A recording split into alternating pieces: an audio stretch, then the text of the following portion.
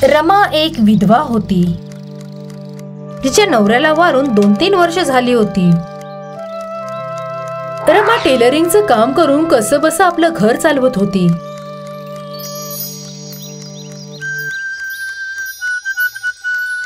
ताई, हा माझ्या आवडीचा रंगाचा कपडा आहे.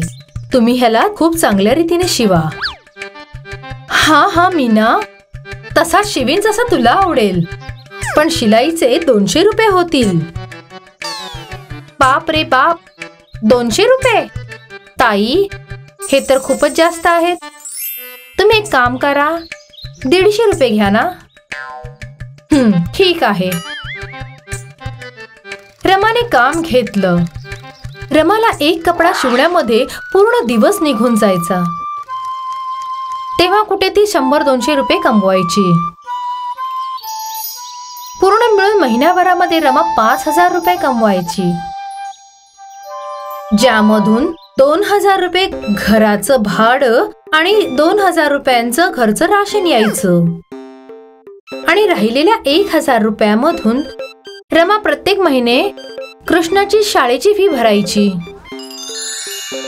आई, आपल्याकडे तर पैसे वाचलेच नाही. काहीच हरकत नाही. कृष्णाची शाळा घरापासून 4 किलोमीटर दूर होती आणि कृष्णाला इतक्या दूर पायी यावं लागायचं. कृष्णा रोज सकाळी 7 वाजता घरातून निघायचा. तेव्हा कुठे तो शाळेत वेळेवर पोहोचायचा आणि संध्याकाळी शाळा 5 वाजता सुटायची. पण 4 किलोमीटर चालण्यासाठी कृष्णाला 1.5 तास लागायचा, म्हणून तो घरी 6:30 वाजता पोहोचायचा. कृष्णा मेहनती होता आणि त्याला अभ्यास करायलाही आवडायचं. मला कोण सांगेल की सुवर्ण मंडळामध्ये एकूण किती ग्रह आहेत? पूर्ण क्लास मध्ये फक्त कृष्णाच असा होता जो सगळ्या प्रश्नांची उत्तरं द्यायचा. कृष्णा, सांग. सूर्य मालिकेमध्ये 9 ग्रह आहेत. मर्क्युरी, ज्युपिटर, अर्थ, Mars, Jupiter, Saturn, Uranus, Neptune आणि प्लुटो. खूपच छान कृष्णा. सगळ्यांनी कृष्णासाठी टाळ्या वाजवा. एके दिवशी कृष्णाच्या शाळेमध्ये एक अनाउन्समेंट झाली. तुमच्या सर्वांसाठी एक महत्वाची सूचना आहे. पुढच्या मंगळवारी शाळेमध्ये एक प्रश्नमंजुषा होणार आहे आणि जी कोणी ही प्रश्नमंजुषा जिंकेल त्याला एक चमचम करणारी खूप सुंदर सायकल मिळेल.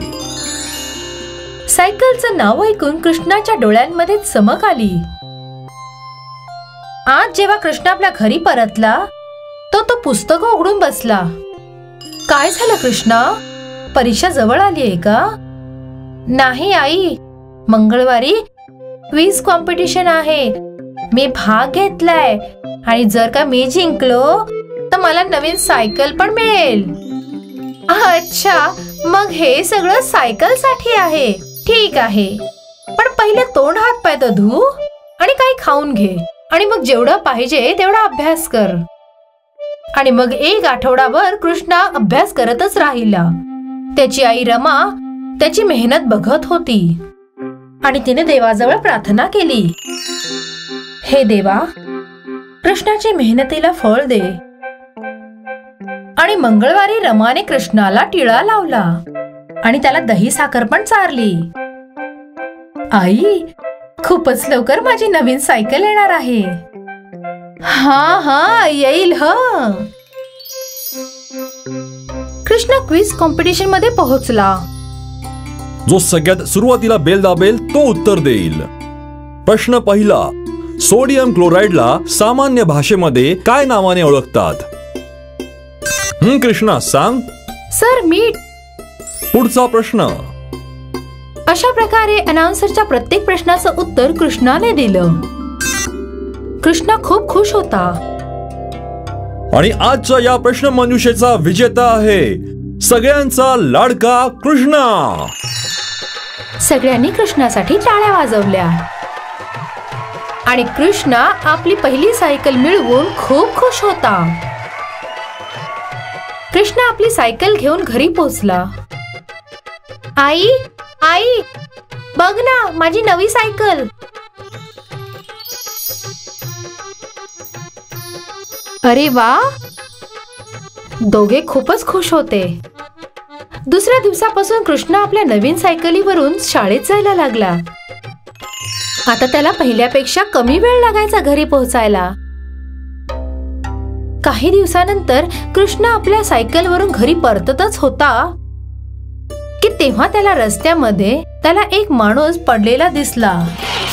अरे माझी कंबर, त्या गाडीवाल्याने तर मला मारूनच टाकलं.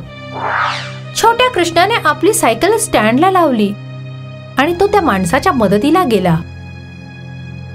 कृष्णाने त्या माणसाला पाणी पाजलं आणि जेव्हा त्याने आपल्या सायकलकडे परतून पाहिलं तर त्याची सायकल गायब होती.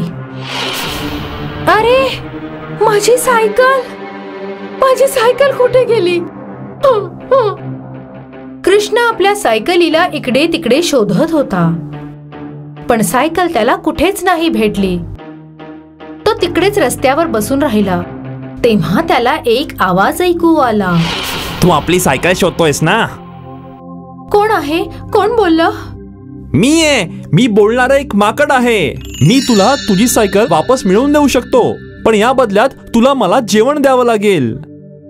ठीक आहे, मी तुला नक्की जेवण चारेन, पण मला माझ्या सायकलीपर्यंत पोहोचव. ठीक आहे. बोलणाऱ्या माकडाने कृष्णाला एका दरोडेखोराच्या अड्ड्यावर घेऊन गेला. मी तिथे जाऊन तिथे काही तमाशा करतो, तोपर्यंत तू तुझी सायकल काढून घे. ठीक आहे.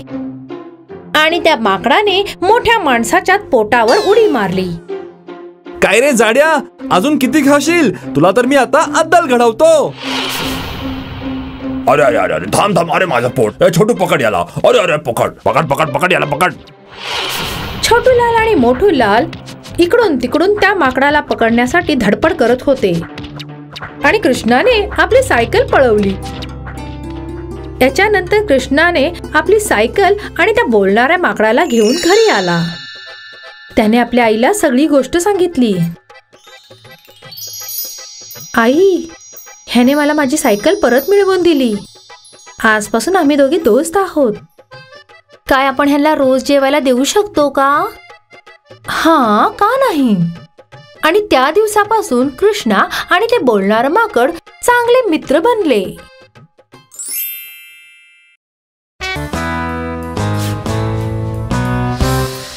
जमुना एक खूप मेहनती आणि मोठ्या मनाची बाई होती.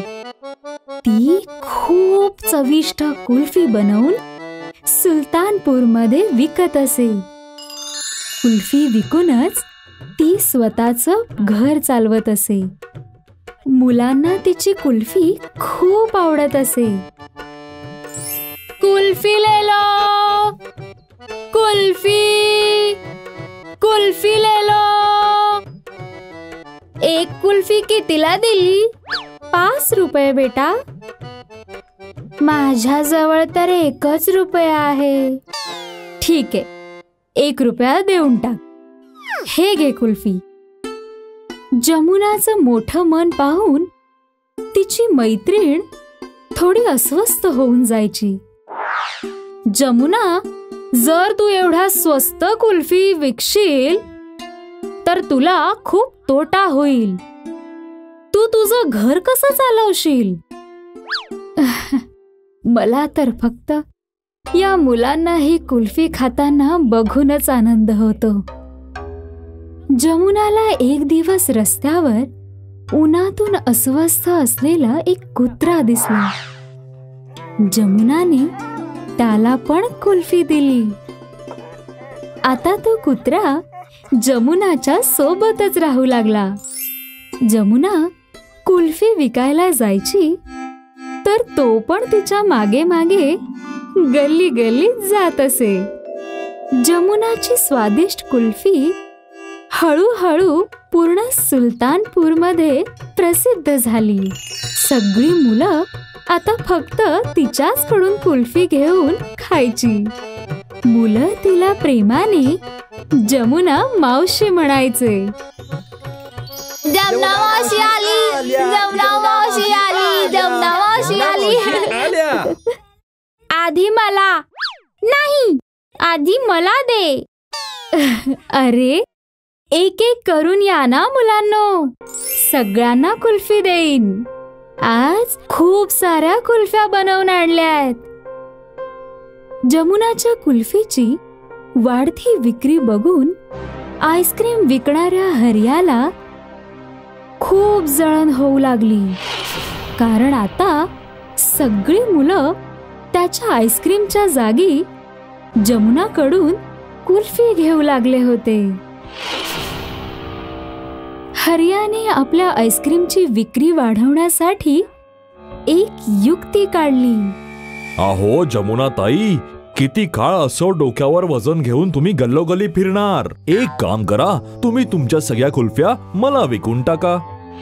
नाही हरिया, मला स्वतःला मुलांना कुल्फी विकायला चांगलं वाटतं. तुमची मर्जी. मी तर विचार केला होता की तुमचं काम जरा सोपं करू.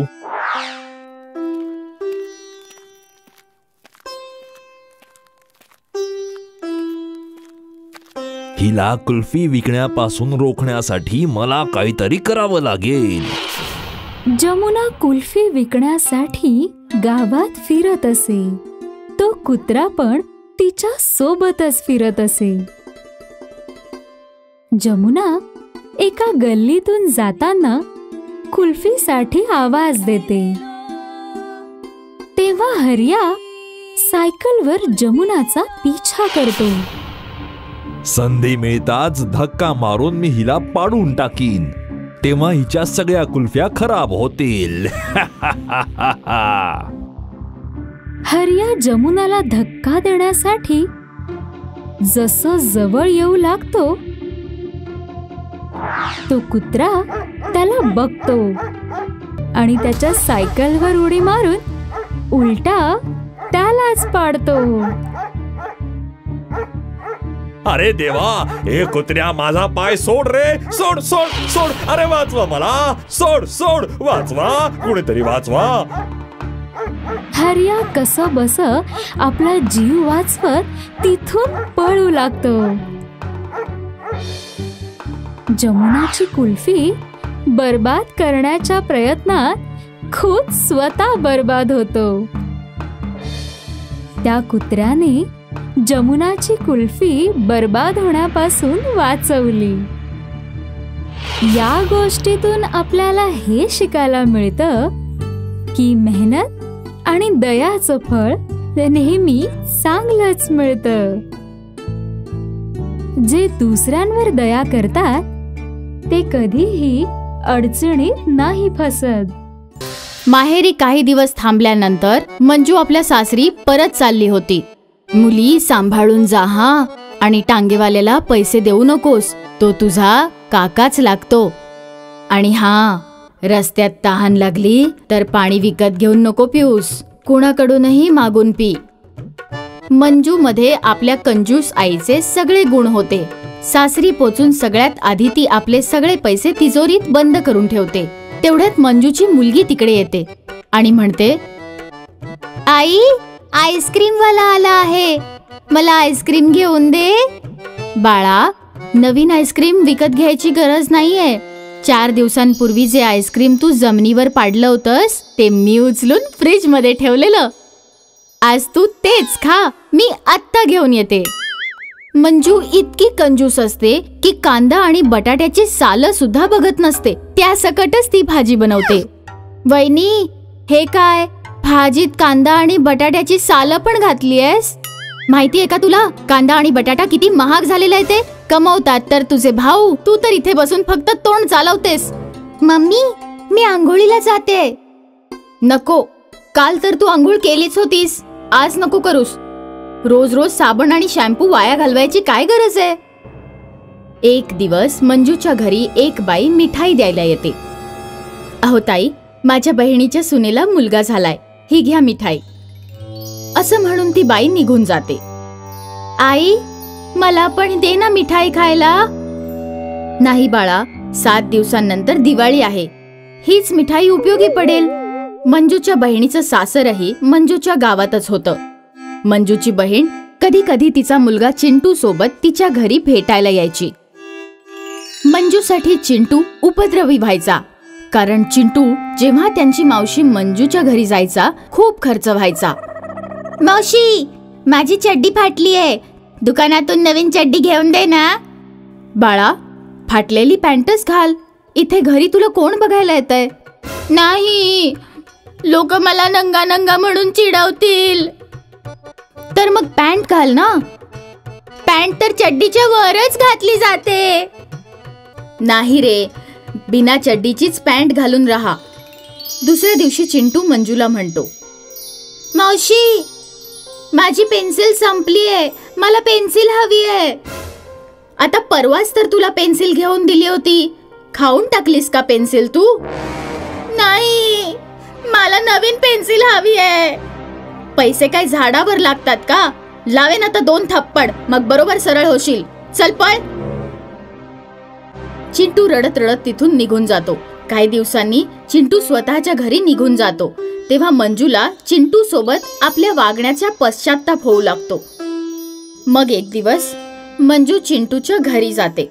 अरे चिंटू बाबू, कसा आहेस? मला तुमच्याशी बोलायचं नाहीये. असं नाही म्हणायचं बाळा, मावशीला नमस्ते म्हण. चिंटू, आज मी तुला जंगल बुक मूवी दाखवायला घेऊन जाणार आहे. काय? खरंच? हा, चल मावशी, PVR ला जाऊया. नाही बाळा, इथे जवळच जे एक लोकल थिएटर आहे तिथेच जाऊया.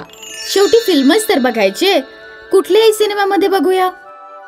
मंजू तिकीट काउंटरवर तिकीट विकत घेत असते. 2 तिकीट कितीला मिळतील? 120 रुपये. पण माझ्या बरोबर तर एक मुलगा आहे, त्याचं तर हाफ तिकीट लागलं पाहिजे. नाही मॅडम, पूर्ण तिकीट लागेल. तिकीट विकत घेतल्यावर मंजू चिंटूला घेऊन आत जाते. मंजू आणि चिंटू फिल्म पाहत असतात. मावशी, मला तहान लागली आहे. आता कुठे 10 मिनिटं नाही झाली आणि तुला तहान लागायला लागली. मध्यांतर होऊ दे, मग पाणी पिऊया. मंजू फिल्म पाहण्यात दंग होऊन जाते. जेव्हा मध्यांतर होते तेव्हा तिला समजतं की चिंटू तिच्या सोबत नाहीये. अरे देवा, हा चिंटू कुठे गेला? मंजू गेटकीपरकडे जाते. दादा, तुम्ही आता कुठे एका लहान मुलाला पाहिलत का? त्याचं नाव चिंटू आहे. माहित नाही बाईसाहेब, इथे तर भरपूर मुलं ये जा करत असतात. अरे देवा, काय करू या मुलाचं? कुठे जाऊन शोधू? अजून तर अर्धा पिक्चर बाकी आहे, तो नाही पाहिला तर तिकिटाचे पैसे पण वाया जातील. पूर्ण फिल्म पाहिल्यावरच त्याला शोधायला जाईन मी. तिकिटाचे पैसे वसूल करण्याच्या नादात मंजू पूर्ण फिल्म बघितल्यानंतर सिनेमा हॉलमधून बाहेर पडते. मंजूला चिंटू कुठेच सापडत नाही. अरे देवा, काय करू? पोलिसात रिपोर्ट करू का? असं तर झालं नसेल की चिंटूला कुणी किडनॅप केलं असेल? जर किडनॅप केलं असेल तर किडनॅपर माझ्याकडे पैसे मागेल. मंजू चिंटूच्या घरी जाऊन पोहोचते. काय झालं ग ताई, इतकी उदास का दिसतेस? चिंटूने परत काही मस्ती केली की काय? नाही नाही, ते तर मी असंच. अगं, आज माझ्याकडून एक फार मोठी चूक झाली आहे. तो चिंटू. काय झालं चिंटूला? काही नाही मंजू, मला माफ कर ग. चिंटू माहित नाही कुठे हरवलाय. सिनेमा हॉलमध्ये माझ्या सोबतच बसला होता, पण मी फिल्म पाहण्यात इतकी रमले की समजलंच नाही की तो उठून कुठे निघून गेला. तेवढ्यात अचानकपणे चिंटू तिथे येतो. अरे चिंटू, तू कुठे निघून गेला होतास? मला मावशीने पाणी नाही प्यायला दिलं, म्हणून मी मूवी सोडून अर्ध्यातून निघून आलो. मग रस्त्यात मला माझे मित्र भेटले, मग मी त्यांच्यासोबत क्रिकेट मॅच बघायला गेलो. मला माफ कर ग ताई, इथून पुढे मी माझी कंजूसी सोडून देईन.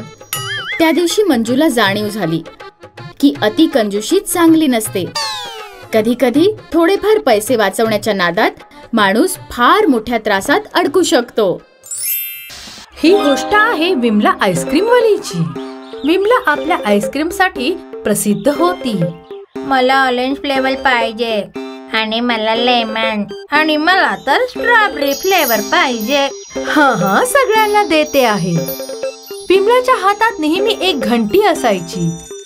जशी ती घंटी वाजवायची तशी गल्ली बोळ्यातली सगळी मुलं तिच्याकडे धावत यायची. ह्या शहरात एक आईस्क्रीमचं दुकान पण होतं, पण कोणतंच मूल तिकडे नजर नव्हतं येत. न जाणो विमलाने ह्या मुलांवर काय जादू केलीये, आमच्याकडचं आईस्क्रीम कोणी घेतच नाही. तेव्हा विमला त्या दुकानाजवळून जात होती. अगं ए विमला, बोलिये. असं काय खास आहे तुझ्या आईस्क्रीम मध्ये? ते भला मी तुम्हाला का सांगू? बरं जाऊ दे, एक आईस्क्रीमच देऊन टाक. तुमच्याकडे इतक्या सगळ्या आईस्क्रीम्स आहेत त्याच खा. आईस्क्रीमचा दुकानवाला हक्का बक्का राहिला आणि विमला तिकडून निघाली. आता दुकानदार विचार करू लागला की कसा आता विमलाचा काटा काढायचा. काही तर मार्ग नक्कीच असेल की मी या विमलाला धडा शिकवू शकू. दुसऱ्या दिवशी पुन्हा विमलाने नेहमीसारखी आईस्क्रीम बनवली आणि आईस्क्रीम विकायला निघाली. विमलाच्या घंटीचा आवाज ऐक सगळे मुलं तिच्याकडे खेचली गेली. विमलाने एक एक करून सगळ्या मुलांना आईस्क्रीम दिली. आज विमलाचा व्यापार चांगला झाला होता. असं वाटतं दुपारपर्यंत सगळ्या आईस्क्रीम संपतील. आणि तसंच झालं. विमलाने भर दुपारी आपलं शेवटचं आईस्क्रीम विकलं आणि ती आता रिकामा डबा घेऊन आईस्क्रीमच्या दुकानासमोर जात होती. बघा, माझ्या आता सगळ्या आईस्क्रीम विकल्या गेल्या आणि माझी सगळी आईस्क्रीम तशीच पडून आहे. तुला काय माहित किती नुकसान होतं या सगळ्या गोष्टीमुळे. खरं तर तुझ्यासारखं कोणीतरी मला गरजेचं आहे जो जागी जागी फिरून आईस्क्रीम विकू शकेल. आणि तेवढ्यात दुकानदाराला एक युक्ती सुचली. ऐक विमला, यात तुझाही फायदा आहे आणि माझाही. तो कसा काय? हे बघ, हे माझं आईस्क्रीम तू सुद्धा गावोगावी फिरून विकून ये. मी तुला अर्धे पैसे देईन. कमीत कमी माझं नुकसान तरी टळेल. विमलाने थोडा विचार केला. तसं सौदा वाईट नाहीये, पण वगैरे असू दे, हे घे. दुकानदारने विमलाच्या डब्यामध्ये आईस्क्रीम भरायला सुरुवात केली आणि मग विमला निघाली आईस्क्रीम विकायला. आणि नेहमीसारखंच मुलांनी विमलाकडून आईस्क्रीम विकत घ्यायला सुरुवात केली. संध्याकाळपर्यंत विमलाने सगळ्या आईस्क्रीम्स विकल्या होत्या. ही घ्या आजची कमाई. अरे वा, गेल्या कित्येक दिवसांपासून ही आईस्क्रीम माझ्या दुकानात पडून होती, तू एकाच दिवसात विकली. हे घे तुझे पैसे. विमलाला चांगल्यापैकी पैसे मिळाले आणि हे पाहून ती खूप खुश झाली. ती आपल्या घरी गेली आणि आज तर ती खुशीने नाचत होती. कुछ देर बाद काही वेळाने तिच्या दारावर जोर जोराने ठकठक होऊ लागली. विमला, दरवाजा उघड, उघड दरवाजा.